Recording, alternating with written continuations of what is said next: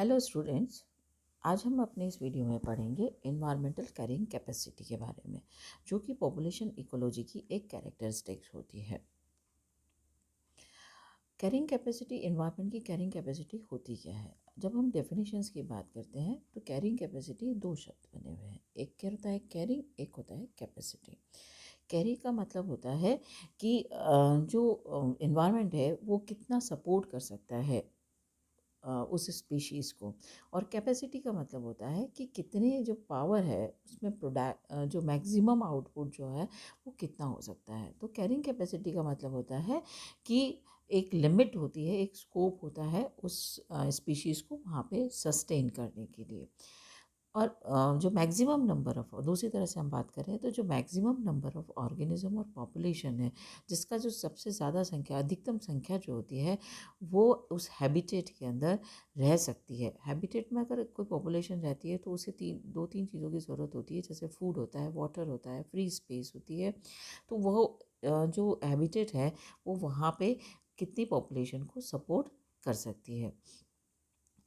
Population exceed करती है एक लंबे टाइम के लिए अगर, तो वो वहाँ के इन्वायरमेंट को डिग्रेड कर देती है और जो फ्यूचर उसकी जो कैरिंग कैपेसिटी है उसको हमेशा कम करती हो जाती है। दैट मीन्स कैरिंग कैपेसिटी का मतलब हुआ कि जो एक हैबिटेट है, एक आवास है, वहाँ पे उस पॉपुलेशन की मैक्सिमम नंबर जो है वो कितने आराम से रह सकते हैं, जहाँ पे उन्हें कोई परेशानी नहीं होती है और वो इन्वायरमेंट को डिग्रेड भी नहीं करते हैं।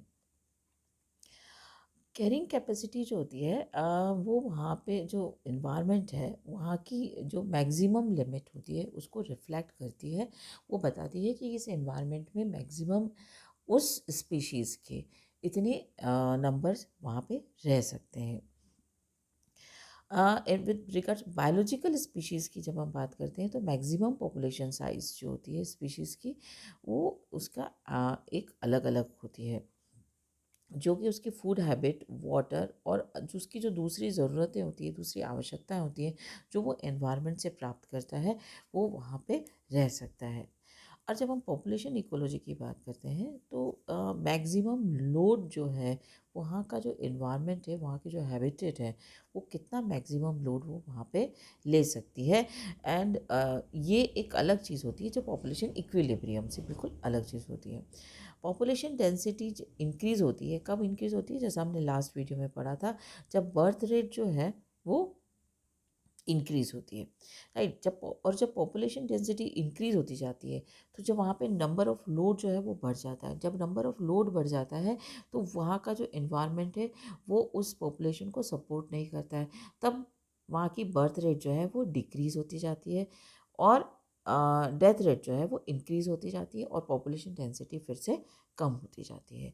दैट मीन्स अगर हम पूरी इस सब चीज़ को सम अप करते हैं तो क्या है कि नंबर ऑफ़ लिविंग थिंग्स, यानी जीवित जो या प्लांट्स हैं या एनिमल है, जो भी लिविंग स्पीशीज़ है, इन पर्टिकुलर एरिया में या लैंड में या वाटर में एक टाइम पर कितना हैबिटेट उस चीज़ को सपोर्ट करती है।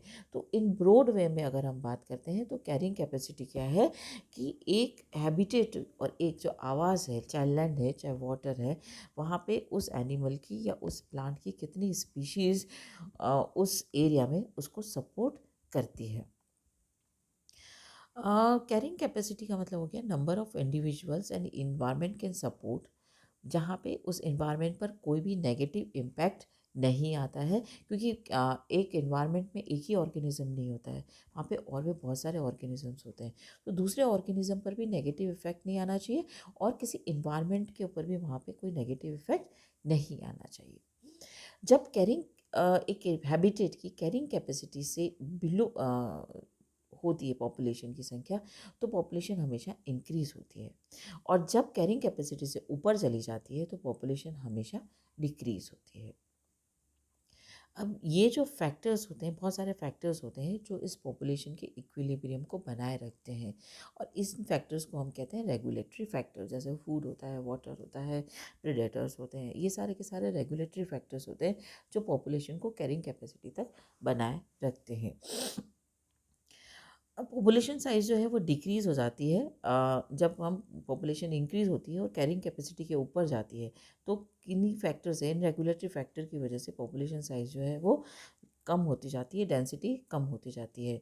और ये डिपेंड करता है फूड सप्लाईज, जो सनलाइट आ रही है या जहाँ पे स्पेस नहीं है या प्रीडेटर्स ज़्यादा हो जाते हैं, ये सब करके कंट्रोल होती है। Now sorry. और हर स्पीशीज़ के लिए ये अलग अलग होती है कैरिंग कैपेसिटी। किस पर डिपेंड करती है? ये फूड अवेलेबिलिटी, यानी वहाँ पे उपलब्ध भोजन कितना है, उसके ऊपर डिपेंड करती है कि उस एनवायरनमेंट की उस स्पीशीज़ के लिए कैरिंग कैपेसिटी कितनी होगी। वाटर सप्लाई, कि वहाँ पे पानी जो है वो कितना अवेलेबल है और कितनी आवश्यकता है, उसके अनुसार भी कैरिंग कैपेसिटी को हर इन्वायरमेंट के लिए अलग अलग होती है। नाउ दूसरी इन्वायरमेंटल कंडीशंस होती है, जैसे कोई डिजीज़ फैल जाती है या प्रेडेटर्स हो जाते हैं या और भी कोई भी कंडीशंस हो सकती है, तो उस वजह से भी पॉपुलेशन कैपेसिटी जो होती है वो वेरी कर सकती है अलग स्पीशीज़ के लिए अलग अलग टाइम के ऊपर। और वहाँ पे कितनी स्पेस अवेलेबल है, लिविंग स्पेस कितनी है, कितना बड़ा एरिया है, कितना पानी है, कितना वाटर कंटेंट है, इसके ऊपर डिपेंड करती है कि उस इन्वायरमेंट की कैरिंग कैपेसिटी कितनी होती है। अगर हम कैरिंग कैपेसिटी का ग्राफ हम प्लॉट करते हैं, तो हमने एक्स एस पर पॉपुलेशन साइज रखी है और इस इधर की तरफ हमने टाइम रखा है, right, population size and time. और ये जो हमारी लाइन है, जो डॉटेड लाइन दिख रही है, ये हमारी उस इन्वायरमेंट की, जो पर्टिकुलर इन्वायरमेंट है और जो पर्टिकुलर स्पीशीज़ है उसकी कैरिंग कैपेसिटी है, राइट। और ये जो ग्राफ की जो लाइन दिख रही है, दिस लाइन, ये लाइन आपको शो कर रही है पॉपुलेशन की साइज़ की, इट इज़ स्पेसिफिक टाइम पर शो कर रही है, राइट।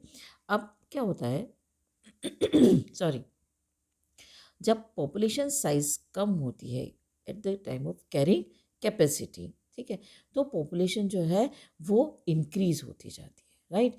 तब क्या होता है कि जो बर्थ रेट होती है वो डेथ रेट से हमेशा ज़्यादा होती है और पॉपुलेशन साइज जो है वो रेगुलर बढ़ती जाती है, ठीक है। जब हम इट इंक्रीज़, जब बहुत ज़्यादा ये इंक्रीज़ हो जाती है, तब क्या होता है, ये डिक्रीज़ होना शुरू हो जाती है इन साइज़ के अंदर। तब क्या होता है, बर्थ रेट जो है वो कम होती जाती है और डेथ रेट जो है वो बढ़ती जाती है, ठीक है। तो उससे क्या होता है, पॉपुलेशन साइज़ जो है वो कैरिंग कैपेसिटी से नीचे आ जाती है।